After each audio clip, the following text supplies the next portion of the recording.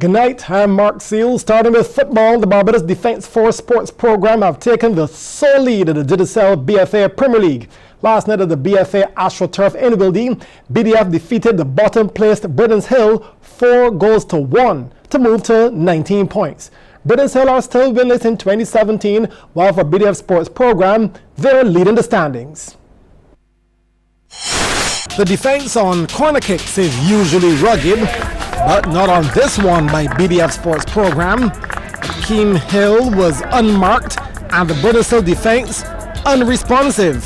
So that was 1-0 with a header in the 17th. Now in the 36th minute, an ill-advised pass back by Britain's Hill into their own defensive third.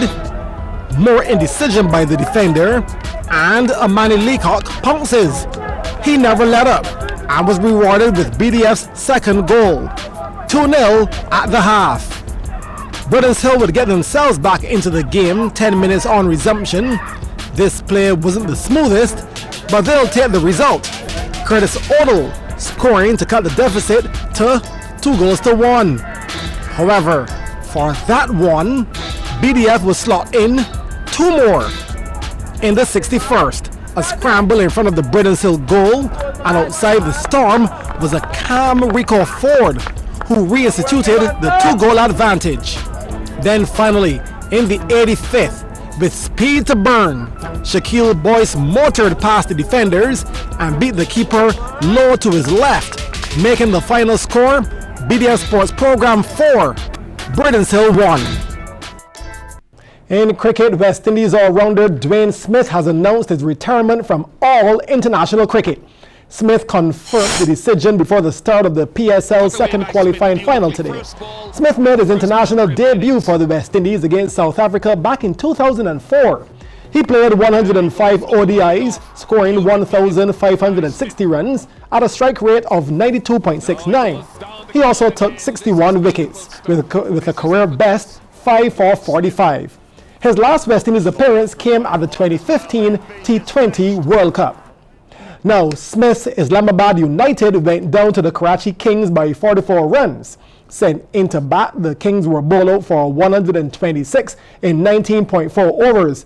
Babar Azam and Shoaib Malik top scored with 25 each, while Chris Gale made 17. Left-arm seamer Ruman Reyes took 4 for 4 for United. Now, in reply, United were demolished for 82 in 15.2. Man of the match, Imad Wazim, took 3 for 18. Here are the highlights of the runs chase.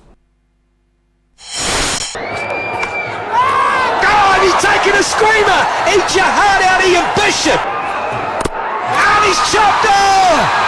Massive chop on! Oh, that's a great looking shot. Chaka, here we go.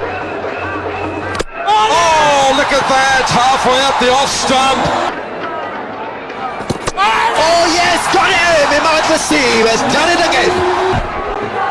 Oh, that's close. Yes. Gone, cut behind. And King strike again. Well, the fielder is packed. Hut sound, it didn't have the woody sound. Fish within, would have gone on to hit the stumps. Yes. Thank you very much. It hits the timber. The slip. Pollard takes it. Pollard grabs it. And the most unlikely of wins. In basketball, Golden State Warriors star player Kevin Durant will be out indefinitely after he sprained the medial collateral ligament in his left knee and also bruised a bone in his leg. This was during a game in Washington last night.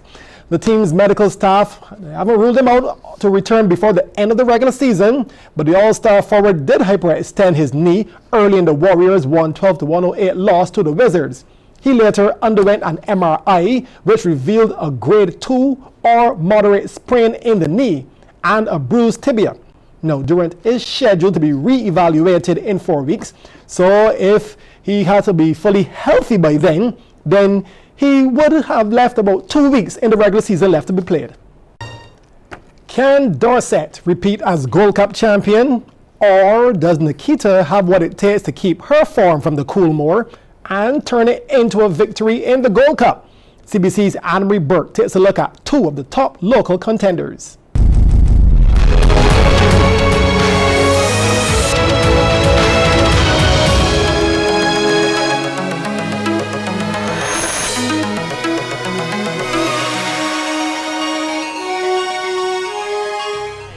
A quick stop in the paddocks and I ran into defending champion Dorset and his champion jockey Jalon Samuels. The horse is being groomed and everything is getting ready for Sandy Lane Gold Cup come Saturday. Not scoring a win since his victory in last year's marquee event, that is far from testimony of the form Dorset is carrying into the defense of the Gold Cup title. A second place in the Coolmore Stakes and Trophy, and being reunited with the jockey that piloted him across the finish first, Jalon Samuels, you can say he is peaking at the right time. After all, his connections and many punters are confident he can make it a repeat. Samuels has a special bond with his charge, and getting in the saddle on Saturday, he's quietly confident. We've been there already and here we are again, so there's no pressure.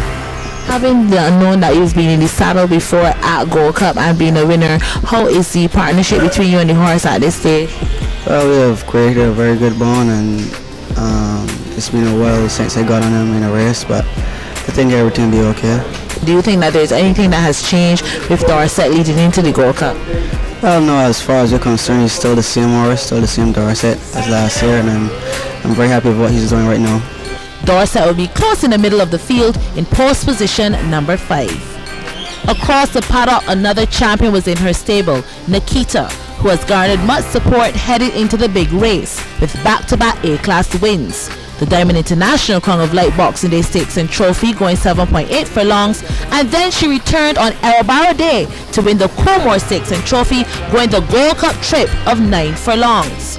Drawing gate number 9 for the Gold Cup, Nikita is in peak form, and owner Llewellyn Godin has her as his pick to deliver the goods. Her chances are as good as any of the others. Once outside is well and she's sound, she will perform. She runs at anything. Once in front of her, she runs at them. What do you think of her form going into the Gold Cup at this stage? Well, she's okay. She's okay. The form, well, I guess from Coolmore she'll still retain, so I guess she'll be okay. Now much focus is on the horses, but those close to the sport know that a jockey can make all the difference. We caught up with some of the reinsmen who'll be in the saddles. I take it as a normal race. I've been riding with some of the guys who were here and last year, so pretty confident. I work about once or twice coming out to the race. Feel nice. Behind it, work well, so I think he should run a good race. Quality of the horses here in Barbados and the quality of the horses overseas, you know, is a little bit stepping up, you know. I mean, with King Sport, look at his form. I'm more sure he won his last 2 races, and he will suit this track, and you just got to keep your fingers crossed. I feel that I deserve a chance to win now. I was doing it for 5 years now, so I think I deserve a shot. You know, Indiana Jones, you've been able to sit down in the saddle with him for quite a while. How do you think he is standing at this juncture? Well, he's feeling great. He's looking great. I think he's have a chance. I do have a chance. Oh, I like his chances, you know. I guess got off him. He worked out really well this morning, trained really good, and I've been hearing nothing but good things leading up to this race about him. So let's just keep our fingers crossed and hope everything goes good, Come race day, horses do, that's when they do the running. We're now 2 days away from the Caribbean's major horse race. Anne-Marie Burke, CBC Sports. The quarterfinals were completed last night in Silver Hill in the road tennis competition. Playing at the community hard courts in the men's section, Curtis Jones defeated Martin Johnson 21-16, 13-21, 21-10. Anton Lilman Daniel dispatched Kerry Francis at 16-16. Julian White beat Julian Quimby at 9-16, while Mark Venom Griffith got past Emar Edwards 23-21, 16-21, 21-18. CBC's Damien Best takes a look at some of the ladies' quarterfinal matchups. Ladies have the spotlight tonight. This is Susan Cool as ever Canterbury playing Carolyn Haynes closest to the screen. These two no strangers to the road tennis courts. Era from Canterbury on this occasion. But she had a nice 4-point cushion in the first game, 14-9. An expert in placement. Case in point. Haynes did well to reach 19. Good passing shot. However, it was all Canterbury as she drew first blood, 21-19. Second game, Haynes turned the tables up 13-7. Cross-court winner. Picture perfect. Then this one to make it 19-14. It's game on. Skip ahead, Haynes closing out the second, 21-17. She was definitely pleased with the accomplishment. Make or break time now, the third. Excellent rally between the two, but Haynes, trying to be aggressive, finds herself in big trouble. Canterbury at this stage in the ascendancy, making Haynes work for every point. Eventually, Canterbury would close up the set, 21-15, victory over Haynes. Next up, Kim Holder, rated number 1 in green versus Samantha Rogers. Rogers looking agile, Kim too long. But you've got to bring a lot more to the table if you want a slice of the pie. Power from Holder. Then one of those blink and miss moments down the middle. Kim taking the first game, 21-10. Switch sides now, second game, Holder in full control, up 9-3. This one done and dusted in quick time, 21-10, 21-13 to Kim Holder. Next up, Sheldon Waldron, closest to the screen, taking on Lynn-Marie Burgess. Simple assignment in the end. Waldron turning the wrist for the winner here. Burgess holding a sow in the first game, 21-9. The second was a complimentary, with Burgess escaping the butcher, but going down 21-12. Damien Best, CBC Sports. In track and field, discus thrower Romario Anton was named the most outstanding field athlete in the recently concluded Joseph Payne Memorial Athletic Classic, erasing a 14.17 meter 12-year record held by Charles Walcott back in 2005. Anton set a new mark of 15.50 meters. The elite distance program athlete was awarded the championship shield, a breakfast for two gift certificate, and an electronic tablet device. Romario Anton is a member of the elite distance program. He's also a former Clifton medalist, and in my view, I think he's on track to work towards qualifying for the 2020 Olympics based on his performance. I believe once he remains dedicated over the next 4 years, he can focus his efforts in terms of achieving that. We've worked with athletes over the years, field athletes in particular. What we want to be able to see now is the athletes move on from CRIFTA to CAC. We're still seeing there's a fairly wide gap in terms of the number of athletes that we see move on to CAC, but I believe that the coaches are really working hard in order to achieve that.